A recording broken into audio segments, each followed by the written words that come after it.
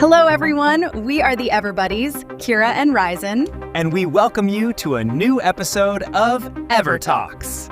Today, we're looking at a pretty huge milestone for Reflect Protocol, 4 years. 4 years, yeah. It's a big one. And we want to sort of chart its path, especially with all the massive changes happening in the Ethereum ecosystem right now. Right. It's about how that local, really secure protocol meets this huge global scaling that's on the horizon. So let's start with a celebration.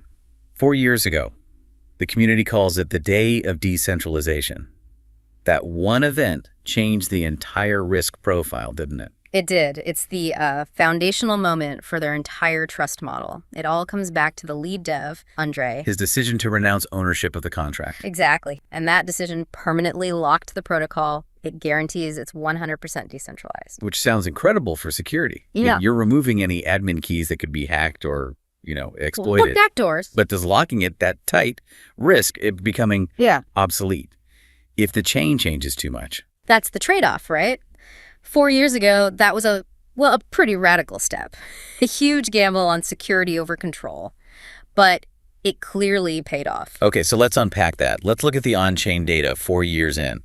What does the holder structure actually look like today? Analysts are calling it a diamond hand market structure. Diamond hand meaning? It means there are virtually no sellers left. The holder base is just incredibly strong. If there are no sellers, though, doesn't that create liquidity problems? How can it grow if everything's locked up? Well, it locks in the value. That stability, a foundation with no weak hands, is actually vital for future growth. Allows price action to be safer, more explosive when you see valuations jump into the hundreds of millions. So stability first, then opportunity. You got it. And the community, the EverBuddies, seem to be happy. The frictional yield, the reflections are apparently very consistent. And that's the beauty of the design. For anyone new, the frictional yield just means that every time a trade happens, a small part of that transaction is automatically sent to all the existing holders. Well, it's passive. Completely. And that consistency proves the design holds up, even in a rough market like this one.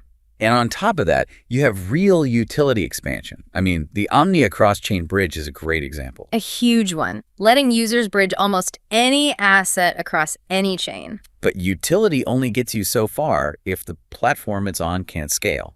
And that brings us right to Ethereum. Right. We're sitting here, it's late November 2025, and the whole market is, well, it's correcting. It is. There are a lot of macro fears, leverage unwinds.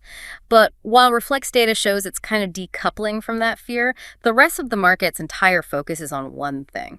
The Fusaka upgrade. The Fusaka upgrade. That's the next big catalyst. It's scheduled for early December, probably around December 3rd, and it follows the Pectra upgrade we had back in May. And the promise of Fusaka is what, exactly? What's the practical benefit for everyone? It's all about fees. It's going to dramatically lower Layer 2 fees. And that's why people are calling it the key to mass adoption. That's the one. It improves data availability, which is the big bottleneck right now for Layer 2s. Okay, so let's talk price outlook. Short term for ETH seems pretty volatile, still tied to Bitcoin's moves, right? Very much so. But long term, 2026 and beyond, the picture looks extremely bullish. Analysts are throwing out some wild targets. I've seen $15,000. Exactly. And that's all driven by this combination of Fusaka, successful L2 scaling, and hopefully, finally, some regulatory clarity. Well, that's it for this episode, guys. Thanks for listening. We'll see you next time on EverTalks.